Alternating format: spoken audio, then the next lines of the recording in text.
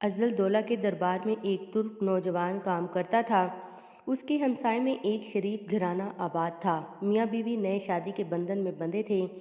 दीवार से दीवार मिली हुई थी। इत्तेफाक की बात, दीवार से एक ईंट गिर पड़ी या उस तुर्क नौजवान ने कस्तन निकाल ली।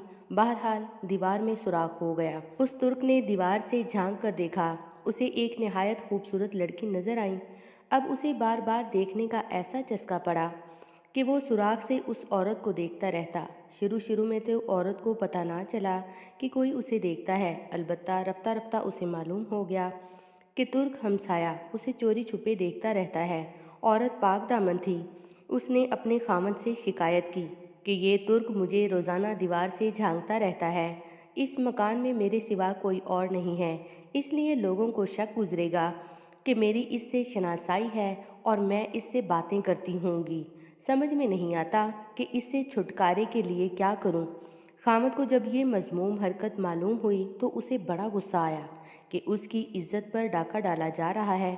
उसने फौरन एक मंसूबा बनाया और अपनी बीवी से कहा, घबराने की ज़रूरत नहीं, ऐसा करो कि उसके नाम एक रुक्का लिखो और उसी सुराग से उसकी तरफ फेंक दो। रुके का मजमून ये होना चाहिए, नौजवान, फजूल खड़े होने और सुराग से मुझे चोरी छुपे तकते रहने का कोई फ़ायदा नहीं। तुम यूँ करो कि ईशा के बाद जब अंधेरा छा जाए और लोग सो जाएं, तो तुम चुपके से मेरे दरवाजे पर आ जाना, हल्की सी दस्तक देना, मैं तुम्हारे लिए खामोशी से दरवाज़ा खोल दूंगी। औरत ने ये मजमून लिखकर नौजवान की तरफ सुराग से रुक्का फेंक दिया। नौजवान ने फौरन रुक्का पढ़ा, खुशी से झूम उठा और रात होने का बेताबी से इंतज़ार करने लगा। इधर खातून के शोहर ने घर के दरवाजे के पीछे गहरा गड्ढा खोदा और ईशा के वक्त तुर्क नौजवान की घात में बैठ गया। सूरज गरूब हुआ, चारों तरफ अंधेरा छा गया। ईशा के वक्त नौजवान औरत के दरवाजे पर जा पहुंचा और एहतियात से दस्तक दी। दरवाज़ा धीरे से खुल गया। नौजवान ने यूं ही अंदर कदम रखा, शोहर ने उसे लात मारी और उसे गड्ढे में गिरा दिया। फिर बीवी ने मिलकर ऊपर से मिट्टी डाल दी। चंद दिनों तक तो उस तुर्क नौजवान के बारे में किसी ने कोई बात नहीं की, मगर जब वो मतवातर कई दिन तक नजर ना आया तो अज़दल को उसका ध्यान आया। उसने अपने मुकर्रबीन से उसके बारे में इस्तफसार किया तो उसे बताया गया कि वो कई दिनों से बगैर इतला के ड्यूटी से गायब है। अज़दल को अचानक तुर्क नौजवान के गायब हो जाने पर बड़ी तशवीश हुई। वो इस मामले की तफ्तीश करने लगा। उसने उसकी रिहाइश गाह के करीब वाली मस्जिद के मौज़न को बुलाया। मौज़न को सरकारी दरबार से बुलावा आया तो ये खबर पूरे मोहल्ले में फैल गई कि मौज़न को खलीफा ने तलब किया है। मौज़न हाज़िर खिदमत हुआ। बज़ाहिर अज़दल मौज़न से सख्ती से पेश आया, ताहम उसने जेब से 100 दिनार निकाले और कहने लगा, ये लो 100 दिनार और तुम्हें जो हुक्म दूँ उसकी तामील करो। मौज़न ने अर्ज़ किया, हुक्म दीजिए, फौरी तामील होगी। अज़दल ने हुक्म दिया कि जब तुम वापस जाओ तो ईशा की अजान देकर मस्जिद के अंदर बैठ जाना। सबसे पहले जो शख्स आए और मेरी बात पूछे कि मैंने तुम्हें क्यों तलब किया था, तो उसके बारे में आकर बताना। मौज़न वापस आया और अज़दल के हुक्म के मुताबिक अजान देकर मस्जिद में बैठ गया। अजान सुनते ही एक आदमी मस्जिद में दाखिल हुआ। ये वही आदमी था जिसकी बीवी पर तुर्क नौजवान बुरी निगाह रखे हुए था और जिसे उसने अपने दरवाजे के पास गड्ढे में दफन कर दिया था।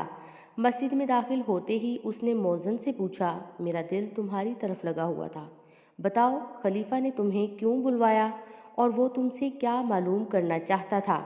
मौज़न ने बताया कि कोई ख़ास बात नहीं, अज़दल ने मुझसे अच्छी ही बात की है। सुबह होते ही मौज़न मस्जिद से निकला और अज़दल की खिदमत में हाजिर होकर उस आदमी के बारे में इतला दी। अज़दल ने फ़ौरन उस आदमी को बुलावा भेजा। कुछ देर बाद वो आदमी अज़दल के दरबार में हाजिर हो गया। वो घबराया हुआ था। अज़दल ने उसे देखते ही पूछा, तुर्क नौजवान का क्या किस्सा है। वो बोला, हजूर, आपने उस तुर्क नौजवान के बारे में पूछ ही लिया तो मैं आपको बिल्कुल सच बताता हूँ। बात दरअसल ये है कि मेरी बीवी पर्दा नशीन और पाक दामन खातून है। ये नौजवान हमारा पड़ोसी था। वो मकान की दीवार से उसे देखता रहता था और वरगलाने की कोशिश कर रहा था। दीवार के साथ सिर्फ मेरा ही घर है और इसमें सिर्फ मेरी बीवी ही रहती है।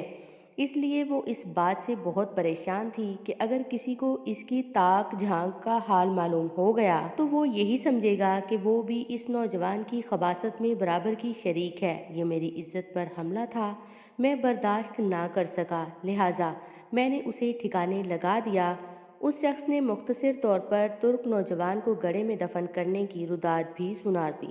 افضل نے اس کی ساری گفتگو سننے کے بعد فرمایا، جاؤ، اللہ کے سپرد، نہ لوگوں کو اس بات کی کوئی خبر ہوئی، نہ ہم یہ راز افشاں کریں گے۔